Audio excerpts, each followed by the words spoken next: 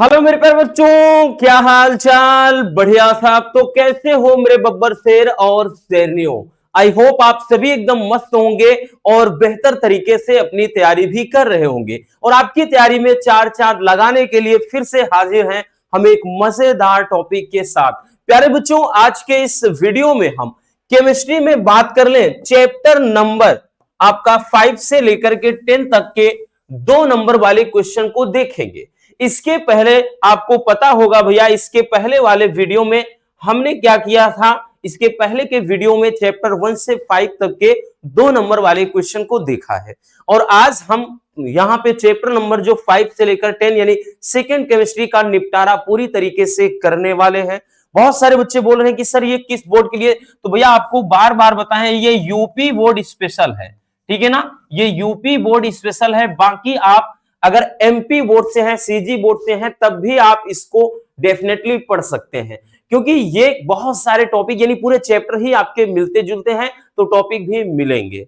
ठीक है ना, बाकी यूपी बोर्ड स्पेशल है, इतना याद रखना। तो चलिए शुरू करते हैं, एक एक टॉपिक को अच्छे से नोट्स बनाते चलना, क्योंकि भैया पहले ही बता दिए हैं, एक तो टाइम कम है और ऐसे में आपको इंपॉर्टेंट क्वेश्चन को अच्छे से अपने दिमाग में स्टोर करना बहुत ज्यादा जरूरी हो जाता है। चलिए शुरू करते हैं बबुआ, बिना किसी देरी के एक एक क्वेश्चन से शुरुआत करते हैं। ठीक है, और इसमें हमने बताया ना भैया, फालतू का क्वेश्चन इधर उधर नहीं इन्वॉल्व किया है। ठीक है, ऐसे ही क्वेश्चन है कि जो आपके एग्जाम में रिपीट हुए हैं और जिस तरह से क्वेश्चन किए जाते हैं। पहला क्वेश्चन है कि डीडीटी क्या है और इसका उपयोग तथा पर्यावरण पर प्रभाव लिखिए। ठीक है, बात कर ले हेलो एल्केन तथा हेलो एरिन चैप्टर से है कि डीडीटी क्या होता है, इसका उपयोग तथा इसका पर्यावरण पर क्या प्रभाव पड़ता है। प्यारे बच्चों, ये विगत 2 से 3 साल से नहीं पूछा गया है। ठीक है, लेकिन क्वेश्चन आपका इंपॉर्टेंट है, इतना याद रखना भैया।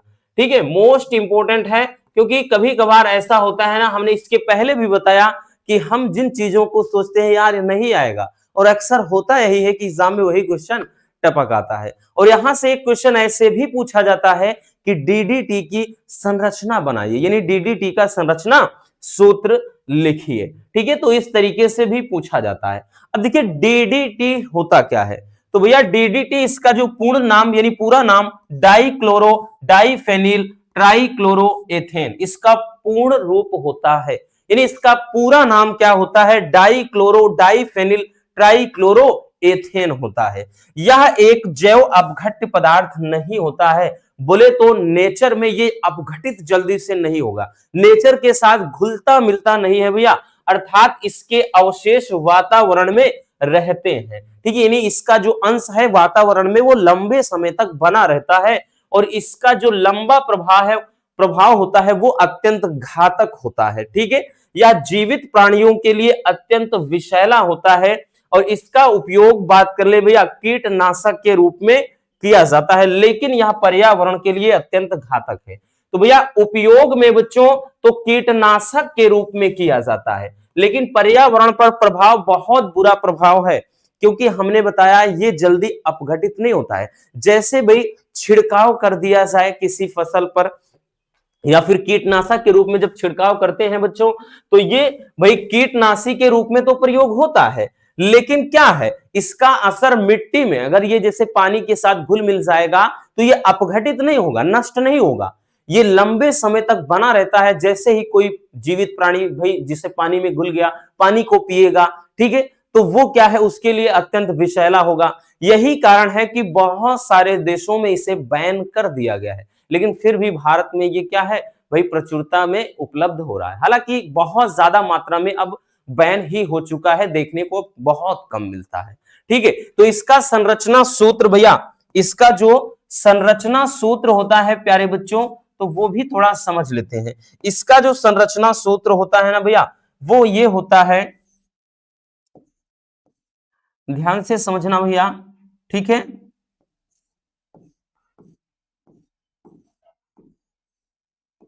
सीएल दिखाई पड़ रहा है, हाँ सीएल है, थोड़ा इधर लिखेंगे तो ज्यादा बेटर होगा। एक मिनट, सीएल।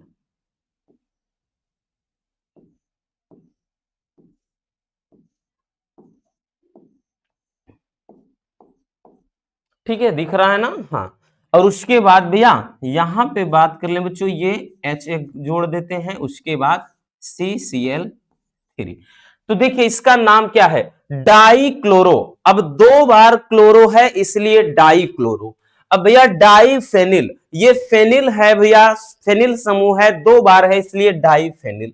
उसके बाद ट्राई क्लोरो, 3 बार यहां क्लोरीन है इसलिए ट्राई क्लोरो। अब 2 कार्बन है तो 2 पे भैया, एक पे मेथ होता है, 2 पे एथ होता है, इसलिए एथेन। तो ये रहा बच्चों क्या चीज, DDT का संरचना सूत्र। तो ये संरचना सूत्र, और इधर भैया हमने इसका उपयोग और पर्यावरण पर प्रभाव देख लिया। चलिए बबुआ जल्दी से स्क्रीनशॉट कर लीजिए।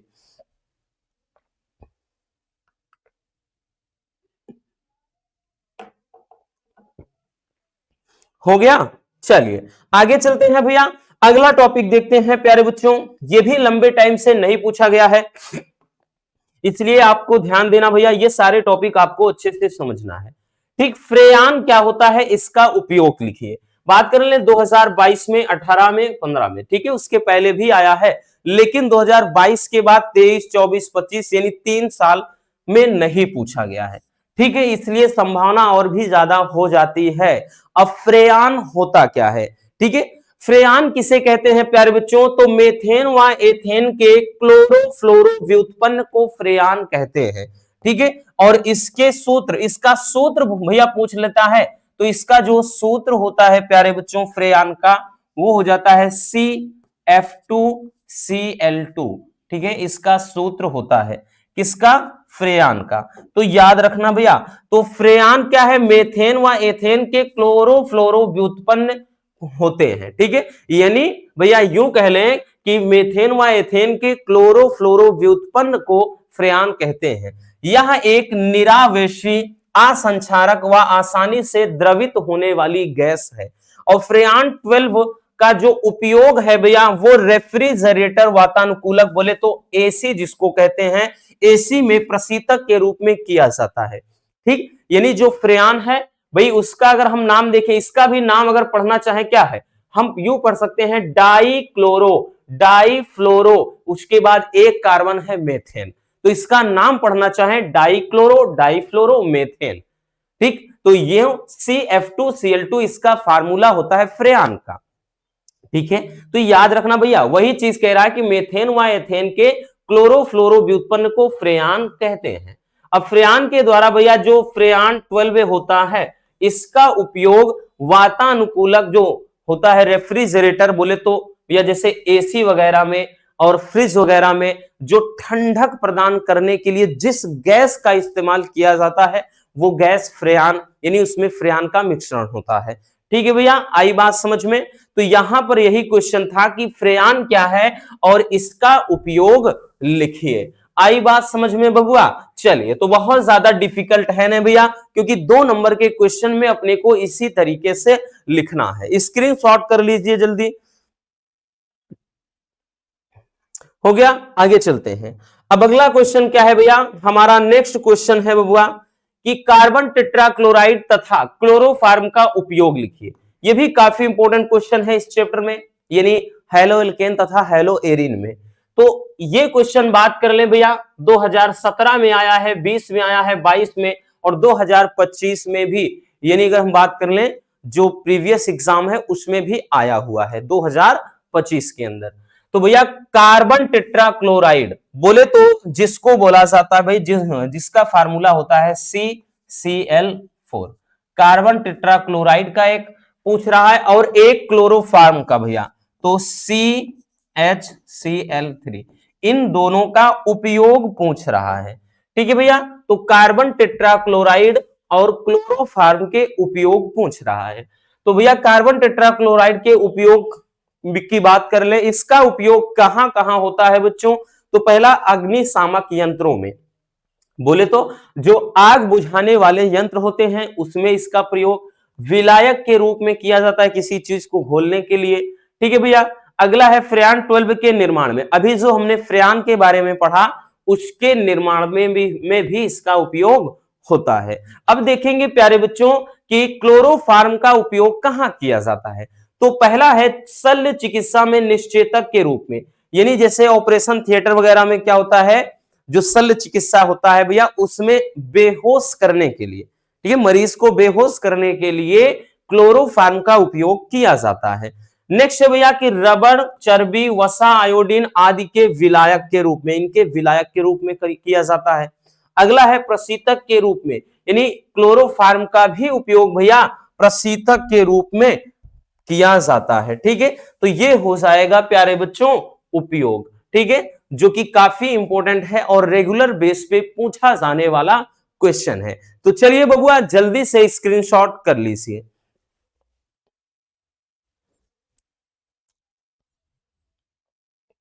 हो गया ना, आगे चलते हैं भैया, अगला क्वेश्चन देखते हैं। चलिए नेक्स्ट क्वेश्चन देखते हैं। अगला क्वेश्चन है कि फिनॉल अम्लीय गुण दर्शाता है क्यों। ये काफी ज्यादा इंपॉर्टेंट क्वेश्चन है, वेरी वेरी इंपॉर्टेंट क्वेश्चन है भैया, क्योंकि ये रेगुलर है और एनसीईआरटी बेस्ड पे पूछा जाने वाला क्वेश्चन है, यानी एनसीईआरटी बेस्ड है। और इसकी बात कर लें 14 में आया है, 16 में आया है, उसके बाद सॉरी 17 में आया है और 24 में आया है, यानी 25 में देखने को नहीं मिला। इसलिए भैया 26 में आप पूरी तरह से तैयार रहो बच्चों, क्योंकि कई बार ऐसा हुआ है कि हमने जब भी बताया कि हाँ ये क्वेश्चन आएगा, क्योंकि भाई विगत इतने साल से, पिछले हम लगभग 8 से 9 साल से ऑफलाइन कोचिंग भी पढ़ा रहे हैं, तो भैया इतनी चीजें तो क्लियर हो ही जाती हैं और ये एक आइडिया लग ही जाता है कि किस तरीके से क्वेश्चन बन रहे हैं।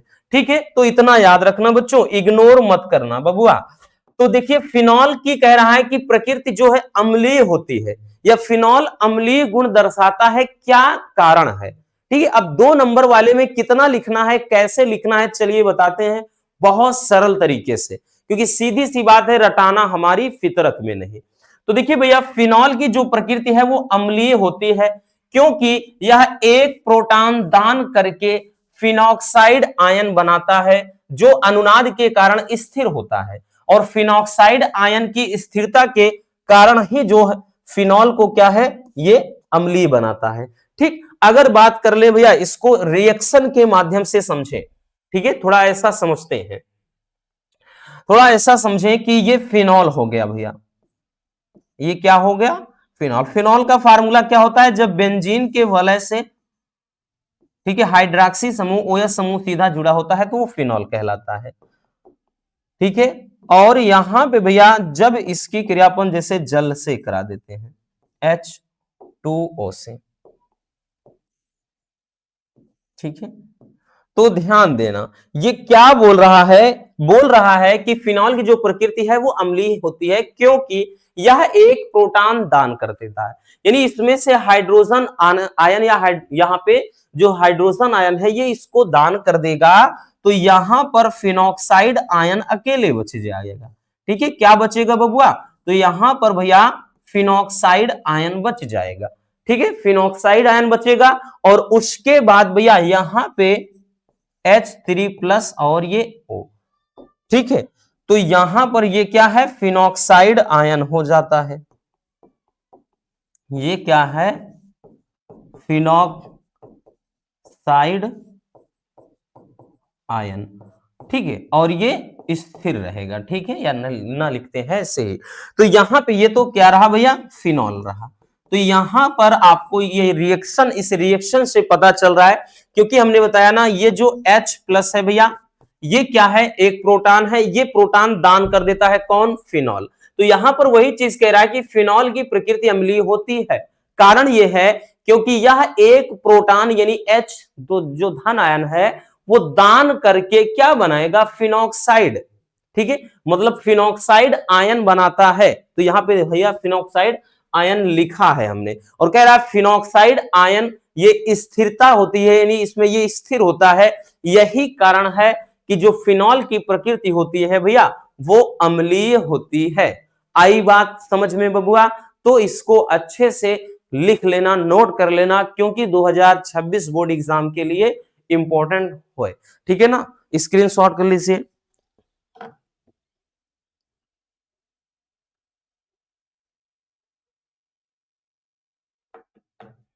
हो गया, चलिए आगे चलते हैं। अगला क्वेश्चन है कि एल्कोहल का क्वथनांक ईथर से अधिक क्यों होता है। ये तो बड़ा ही लाजवाब क्वेश्चन है और भैया जितनी बार भी बताए होंगे हम 2023, 24, 25 जितने एग्जाम के लिए बताया है काफी इंपॉर्टेंट है और हर बार ये बताते हैं। ठीक है, अगर आप प्रीवियस ईयर का देखें तो भैया यहाँ पे देखेंगे बबुआ, तो ये 2014 में, 19 में, 22 में, 25 में, देखिए भले हमने यहां पर बताया था कि 23-24 में, लेकिन इंपॉर्टेंट बताया था हर बार इंपॉर्टेंट। ठीक है, आप चाहे जितने भाई प्रीवियस 1-2 साल का देखो, हर बार इंपॉर्टेंट बताया, भले 1-2 साल मिस किया है, लेकिन देखिए 25 में ये क्वेश्चन फेंक ही दिया है। अब ऐसा नहीं है कि 25 में आ गया तो 26 में नहीं आएगा। ठीक है, इतने सेट बनते हैं तो इंपॉर्टेंट है। देखिए क्वेश्चन है कि अल्कोहल का जो क्वथनांक होता है वो ईथर से अधिक क्यों होता है। ठीक है, बहुत सिंपल सा कारण है भैया। देखिए एल्कोहल के अणुओं के बीच में प्रबल हाइड्रोजन बंध होता है।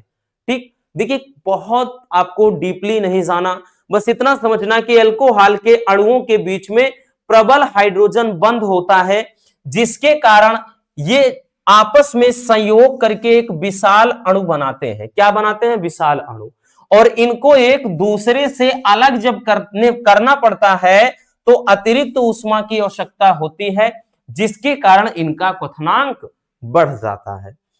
जबकि ईथर में हाइड्रोजन बंध की उपस्थिति नहीं होती है, अतः इनके अणुओं के बीच, मतलब इनके अणुओं को अलग करने के लिए अतिरिक्त ऊष्मा की आवश्यकता नहीं होती है भैया। और यहां पर बात कर लें जिसके कारण इनका क्वथनांक कम हो जाता है। जैसे अल्कोहल का भैया फार्मूला ROH होता है, तो इसमें हाइड्रोजन बंध होता है, बट ईथर में अगर देखें ROR होता है। ठीक है, तो इसमें हाइड्रोजन बंध नहीं होता है, यानी इसमें ऑक्सीजन जो है हाइड्रोजन के साथ जुड़ा है, बट इसमें ऐसा नहीं है। तो यहां पर वही चीज बोल रहा है कि जो एल्कोहल है, क्या कहा है, रटने की जरूरत नहीं है इतना, कह रहा है कि एल्कोहल में हाइड्रोजन बंध होने के कारण ये इनके अणु आपस में संयोग करके विशाल अणु बना लेते हैं, और जब अलग करना पड़ता है तो अतिरिक्त ऊष्मा की आवश्यकता होती है, जिसके कारण क्वथनांक इनका उच्च हो जाता है। ठीक है, जल से भी ज्यादा क्वथनांक इनका होता है एल्कोहल का। और जबकि कह रहा है ईथर में ऐसा नहीं होता है, ईथर में भाई ईथर में हाइड्रोजन बंध बनेगा ही नहीं, अर्थात इनके अणुओं को अलग करने के लिए अतिरिक्त ऊष्मा की आवश्यकता नहीं होती है, जिसके कारण इनका क्वथनांक कम होता है। तो यही कारण हो जाता है। ठीक है भैया, चलिए नोट कर लीजिए बबुआ।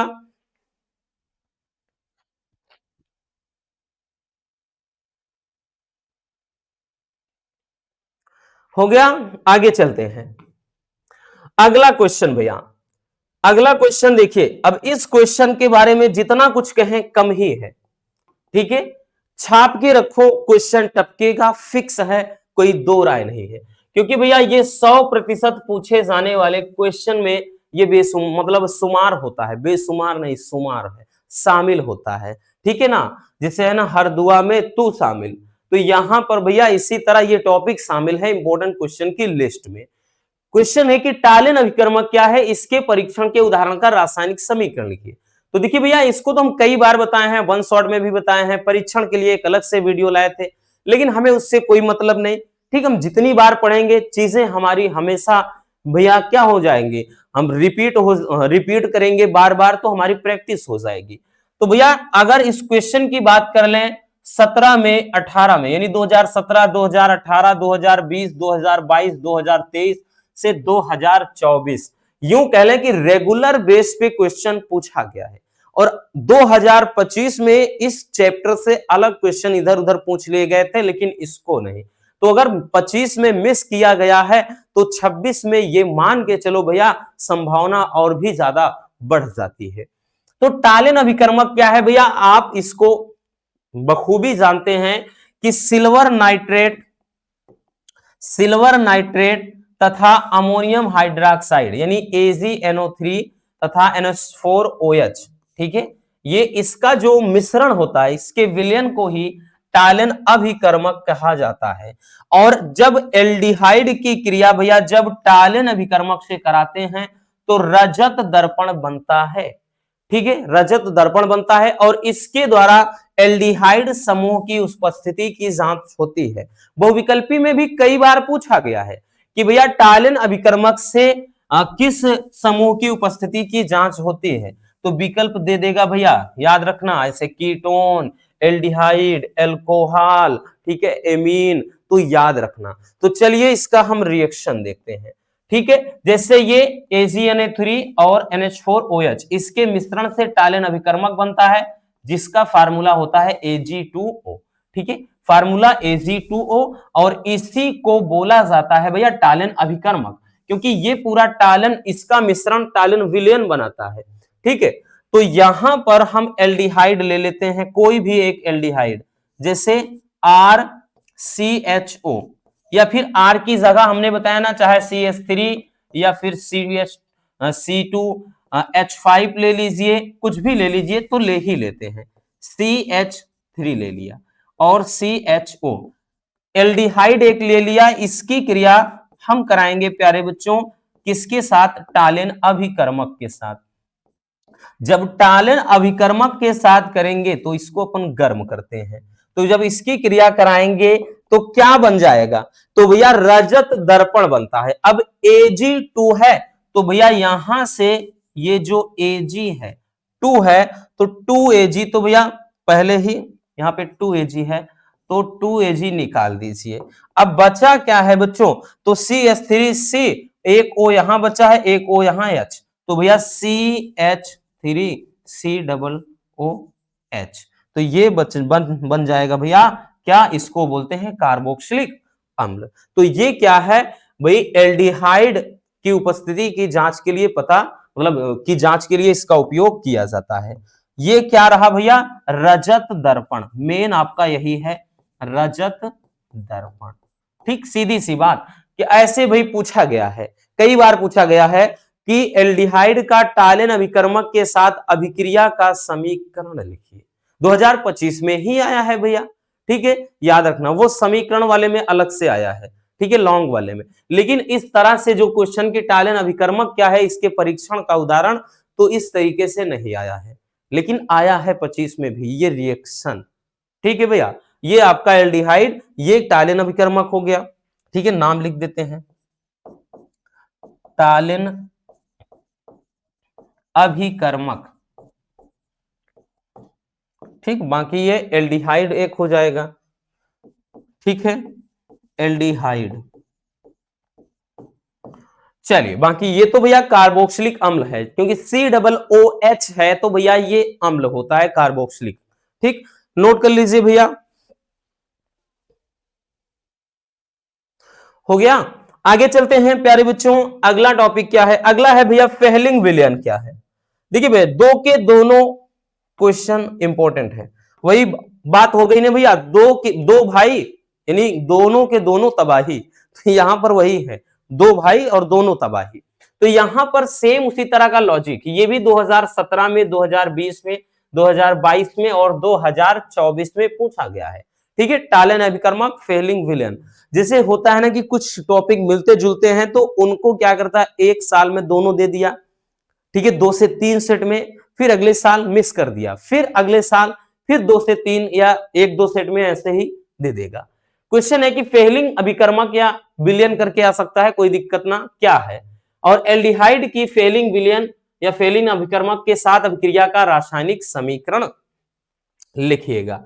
तो चलिए जानते हैं भैया फेहलिंग अभिकर्मक क्या होता है।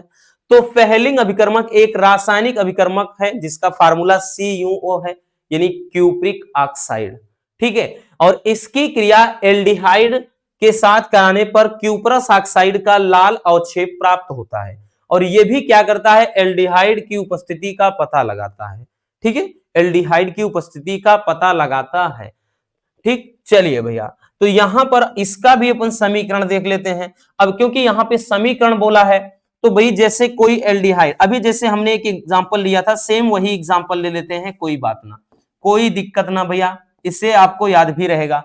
अब इसके बाद हम क्या ले लेते हैं भैया, यहां पर ले लेते हैं फेहलिंग विलयन यानी CuO, ठीक है, फेहलिंग अभिकर्मक है, ठीक, फेहलिंग अभिकर्मक की जब क्रिया कराएंगे क्या बन जाएगा, एक तो भैया ध्यान देना यहां पर प्यारे बच्चों आपका CH 3 COOH कार्बोक्सिलिक एसिड तो बनना ही बनना है, और साथ में क्यूपरस ऑक्साइड क्या बनेगा भैया, साथ में क्यूपरस ऑक्साइड का लाल अवक्षेप बन जाएगा, यानी CU2O। ठीक, लेकिन थोड़ा भाई हमें संतुलित करना पड़ेगा बच्चों। ठीक, संतुलित करने के लिए क्या करेंगे, अगर Cu2 है तो भैया यहां 2 लगाना पड़ेगा, अब जाकर के ये अभिक्रिया भैया क्या है, संतुलित हो जाएगी। तो ये क्या है, तीर नीचे की तरफ रहेगा, यानी लाल अवक्षेप बन रहा है। ठीक है, क्यूपरस ऑक्साइड का ये लाल अवक्षेप, लाल रंग का ये अवक्षेप बन रहा है। ठीक, आई बात समझ में। और उसके बाद ये तो कार्बोक्सिलिक अम्ल रहा, यही है भैया फेहलिंग अभिकर्मक, फेहलिंग अभिकर्मक। ठीक है, और ये आपका एल्डिहाइड रहा, एल्डिहाइड रहा। तो दोनों बहुत ज्यादा सिंपल है, बहुत ज्यादा डिफिकल्ट नहीं है। ठीक है भैया, आई बात समझ में। चलिए नोट कर लीजिए इसको भी जल्दी से।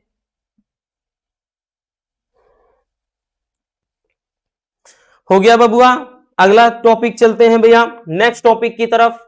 हमारा जो नेक्स्ट टॉपिक है क्वेश्चन नंबर 8 है भैया, वो है कि एमीन क्या है। ठीक है, मतलब एमीन की प्रकृति क्षारीय होती है क्यों, कारण लिखिए। ये क्वेश्चन भी काफी इंपॉर्टेंट है। ठीक है, कि एमीन की प्रकृति क्षारीय होती है भैया। अगर हम इसको बात कर लें प्यारे बच्चों, तो ये क्वेश्चन भी काफी इंपॉर्टेंट है। 18 में, 20 में और 2000 इतना लिखा। अरे भाई ये क्योंकि ये 24 तक आया है। ठीक है, 24 में आया है लेकिन 25 में मिस किया गया है। एमीन से रिलेटेड एक क्वेश्चन आया है, इसीलिए भैया ये और भी ज्यादा इंपॉर्टेंट हो जाता है, क्योंकि इसको भी भाई 2025 में नहीं पूछा गया है तो 26 के लिए इंपॉर्टेंट है, क्योंकि क्वेश्चन ही काफी लाजवाब है। और एमीन वाले में हालांकि जो भी आता है नेमिंग रिएक्शन जो आपके 2 से 3 है बहुत ज्यादा इंपॉर्टेंट है ना, जो कार्बिल एमीन अभिक्रिया, हाफमान ब्रोमेमाइड अभिक्रिया, ऐसे करके ना जो रिएक्शन है नेमिंग वाले वही ज्यादा इंपॉर्टेंट है। ठीक, और बाकी ये छोटा सा चैप्टर है, बहुत ज्यादा क्वेश्चन यहां से नहीं आते, इसलिए शॉर्ट में बहुत कम क्वेश्चन बनता है।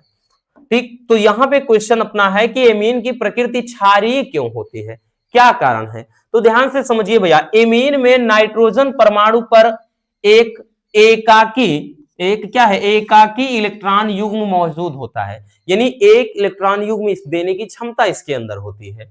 और इस बात कर लें एकाकी युग्म के कारण एमीन आसानी से एक प्रोटॉन स्वीकार कर सकता है, यानी एक प्रोटॉन दे सकता है भैया, या किसी इलेक्ट्रॉन कमी वाले केंद्र को इलेक्ट्रॉन दान कर सकता है। मतलब स्वीकार कर सकता है मतलब ले सकता है, किसी से ले सकता है। क्योंकि एमीन में अगर बात कर लें भैया, जैसे हमने बताया था कि भैया जब हाइड्रोजन यहां से आप निकालिए, भाई हाइड्रोजन निकालते हैं और एल्किल समूह जोड़ देते हैं तो वो क्या है, एमीन बन जाता है। जैसे यहां निकालकर RNH2, ये क्या हो गया, एक एमीन हो गया। ठीक है, तो ये एमीन हो जाता है। तो यहां पर वही चीज है, यही चीज बोला जा रहा है कि जो एमीन होता है इसमें, एमीन में नाइट्रोजन परमाणु पर एक एकाकी इलेक्ट्रॉन युग्म मौजूद होता है, जो क्या कर सकता है कि भाई मतलब एमीन आसानी से एक प्रोटॉन स्वीकार कर सकता है, मतलब ले सकता है किसी से, या जिसके पास कमी हो उसको दान कर सकता है। अर्थात एमीन के क्षारीय होने का जो मुख्य कारण है वो नाइट्रोजन परमाणु पर उपस्थित एकाकी इलेक्ट्रॉन युग्म की उपलब्धता है, यानी एमीन पर एकाकी इलेक्ट्रॉन युग्म उपलब्ध होता है। यही क्या है, एमीन के क्षारीय होने का सबसे बड़ा कारण है, और कुछ भी नहीं लिखना है। ठीक है, इसके बाद जो अब क्वेश्चन आएंगे ना, वहां से क्वेश्चन बड़ा पूछा जाता है, जो लास्ट वाला चैप्टर है। तो चलिए इसको जल्दी से देख लीजिए भैया। ठीक है, याद रखना यहां 2024 से जो 202 लिखा है। अब देखिए भैया अगला कुछ क्वेश्चन, अब देखिए 2000 मतलब ये चैप्टर नंबर जो 10 है केमिस्ट्री का भैया, यहां से क्वेश्चन रेगुलर किए जाते हैं। 2 नंबर वाले, 3 नंबर वाले में तो ज्यादा क्वेश्चन यहीं से भर भर के आता है। जैसे क्वेश्चन है कि न्यूक्लिक अम्ल क्या है, इसके महत्वपूर्ण कार्य लिखिए। तो भैया इसको देख लें 16 में। ठीक है भैया, यहां पे अगर हम बात कर लें तो ये 16 में आया हुआ है, 18 में आया है, 22 में आया है और 25 में आया है। कि न्यूक्लिक अम्ल क्या है और इसके महत्वपूर्ण कार्य लिखिए।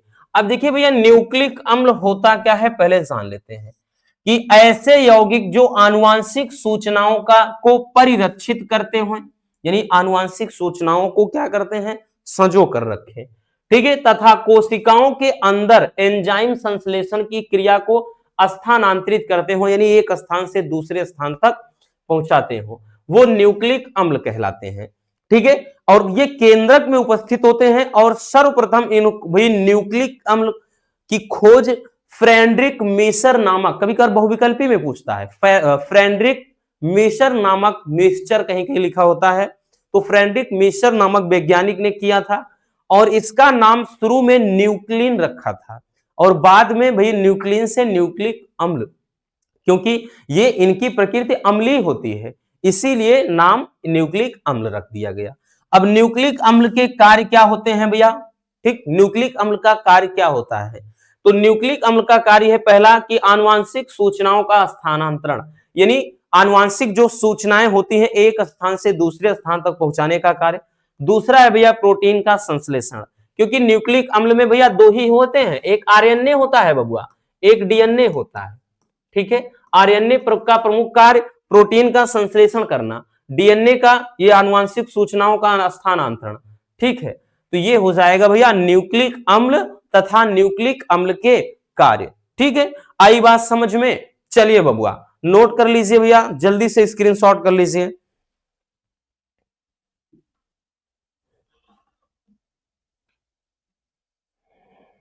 हो गया, आगे चलते हैं, आगे चलते हैं भैया, अगला क्वेश्चन ध्यान से समझिएगा बबुआ। नेक्स्ट क्वेश्चन है कि विटामिन जो है विटामिनों का वर्गीकरण कैसे किया जाता है और विटामिन ए तथा विटामिन के की कमी से होने वाले रोग का नाम लिखिए। ठीक है, तो भैया ये भी काफी इंपॉर्टेंट क्वेश्चन है, वेरी वेरी इंपॉर्टेंट है। ठीक है भैया, 2017 में, 20 में, 22 में और 25 में भी आया है, क्योंकि हमने बताया ना ये चैप्टर ही ऐसा है कि यहां से शॉर्ट वाले क्वेश्चन बहुत बनते हैं। तो भैया देखिए, विलेयता के आधार पर प्यारे बच्चों विटामिन को दो भागों में बांटा गया है। विटामिन क्या है भैया, जो हमारे शरीर के लिए आवश्यक एलिमेंट्स होते हैं। ठीक है, और इनको दो तरीके से बांटा गया है, वन शॉट में बहुत अच्छे से हमने पूरा ग्राफ भी बनाया था, ट्रिक के माध्यम से भी समझाया था।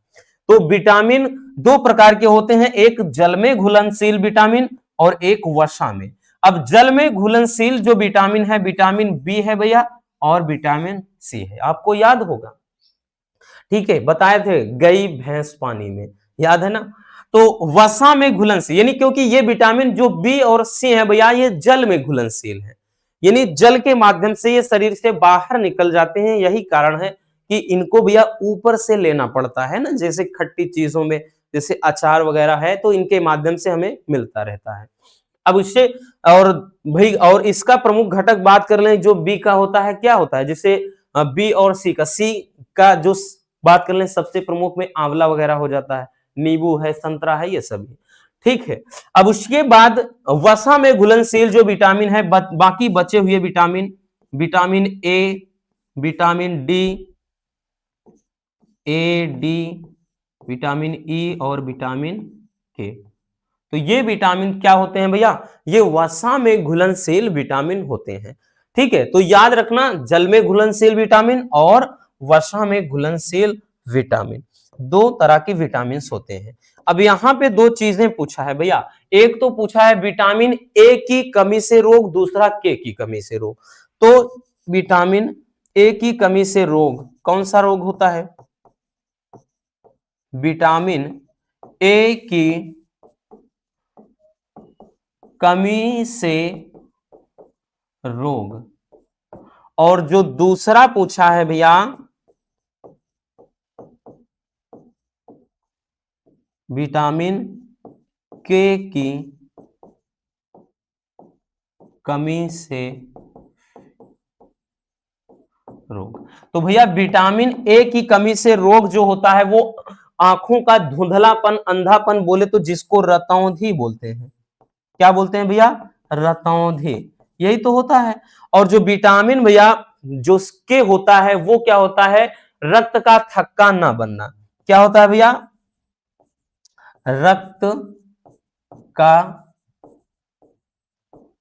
थक्का ना बनना, ये विटामिन के की कमी से होता है। ठीक है भैया, रक्त का थक्का ना बनना। बाकी बहुत सारी जो और भी विटामिन हैं, वन शॉट तो भैया बहुत ज्यादा आपके लिए जरूरी है। ठीक है, ब्रह्मास्त्र है, याद रखना, हमने पहले भी बताया है कि हर एक चैप्टर का, चाहे वो केमिस्ट्री हो चाहे फिजिक्स हो, अभी टाइम है, ये मत सोचना, प्रेशर तो माइंड पे लेना ही नहीं है कि भैया अब एग्जाम एकदम नजदीक आ गया है तो क्या ही कर लेंगे, बहुत कुछ किया जा सकता है। ठीक है, क्योंकि आप अगर एक शेड्यूल बना लेते हो भैया, आप 10 दिन इधर 14 दिन उधर टाइम निकाल कर भी देखते हो तो फिजिक्स और केमिस्ट्री 1 से 1.5 महीने में ही एकदम फिनिश हो जाएगी। ठीक है, जब आपके पास टाइम, बाकी आप एग्जाम के एकदम नजदीक हैं तब तो भैया आपको केवल इंपॉर्टेंट देखना है, लेकिन अगर आप जब अभी टाइम है देख रहे हैं तो ऐसे टाइम में थोड़ा वन शॉट पर ज्यादा फोकस करना होगा। ठीक है भैया, याद रखना। आई बात समझ में? तो बाकी हमने बताया ना सारी के सारी विटामिन, अब जैसे अगर रासायनिक नाम कमी से रोग तो पूरा वन शॉट देखना जरूरी है। ठीक, चलिए स्क्रीन शॉट कर लीजिए।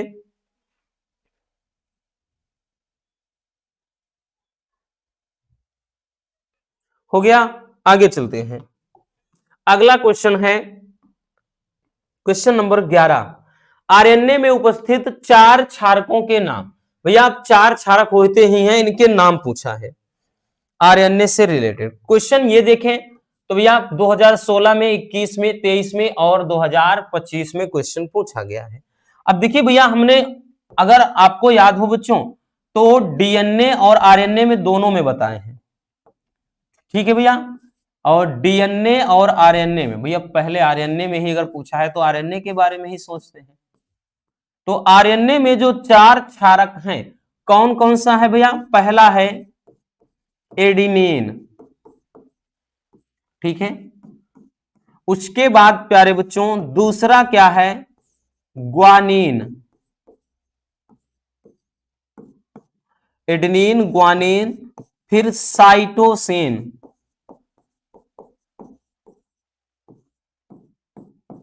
उसके बाद भैया चौथा जो क्षार होता है वो होता है यूरेसिल।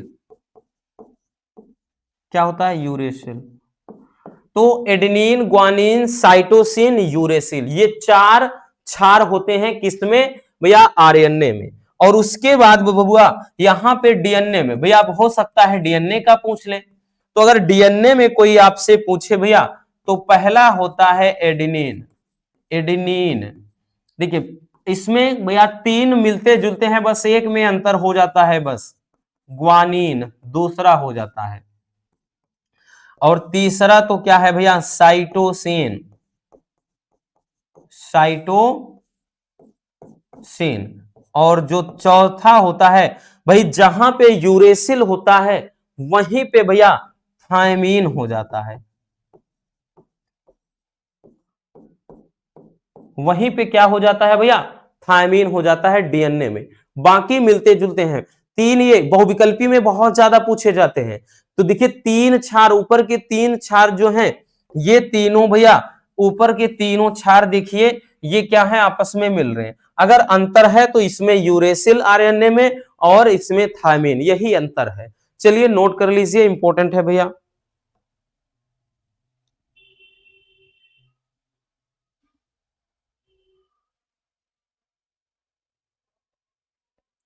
हो गया, चलिए अब देखते हैं भैया नेक्स्ट क्वेश्चन को। अगला क्वेश्चन देखते हैं। अगला क्वेश्चन क्या है भैया?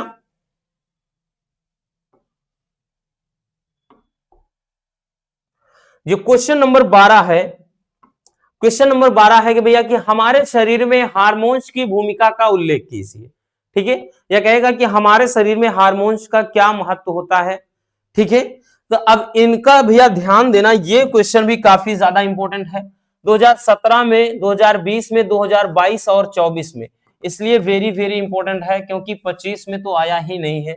कि हार्मोन्स होते क्या है, तो हमने बताया है कि ये शरीर के अंदर विशेष ग्रंथियों द्वारा स्रावित होने वाले रासायनिक पदार्थ होते हैं, और ये जब एक बार निकलते हैं तो अपनी लक्ष्य कोशिकाओं तक पहुंचते हैं। यानी जहां पर भैया कोई कार्य होना होता है वहां तक पहुंचेंगे, उस कार्य को समाप्त करेंगे, ठीक है, कार्य को एक बार समाप्त करने के बाद भैया ये नष्ट हो जाते हैं।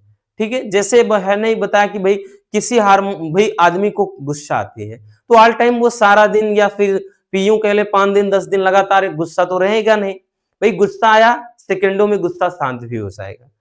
ठीक है, किसी के अंदर जोश जुनून आ रहा है तो कुछ टाइम के बाद वो नॉर्मल होगा। ठीक है, तो हम मतलब आदमी का जो मूड है वो हमेशा एक जैसे नहीं रहता है, चेंज होता रहता है। तो ये सब किसका किया धराया होता है?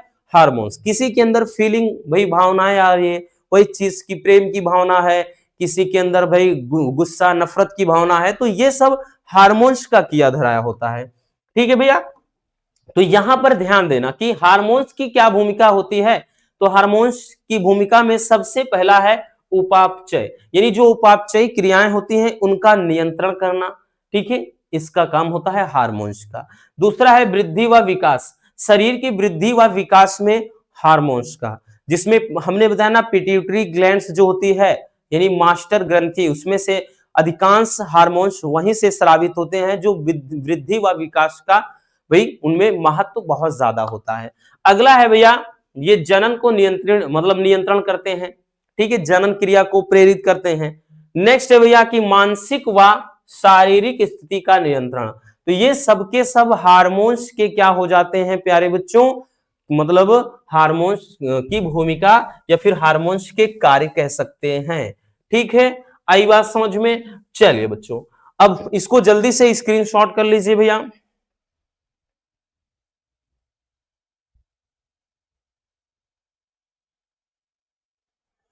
हो गया, तो ये रहे 2 नंबर वाले में चैप्टर नंबर 5 से 10 तक के मोस्ट इंपॉर्टेंट क्वेश्चन। अब इसके बाद भैया हम 3 नंबर वाले क्वेश्चन की सीरीज लाएंगे, फिर उसके बाद 4, फिर 5 नंबर। इसी तरह से पूरा निपटारा होगा हर एक सब्जेक्ट का। ऐसा मत सोचना केवल केमिस्ट्री, ऑलराउंडर के हैसियत हैं भैया, तो हर एक टॉपिक को फोड़ेंगे, इतना याद रखना।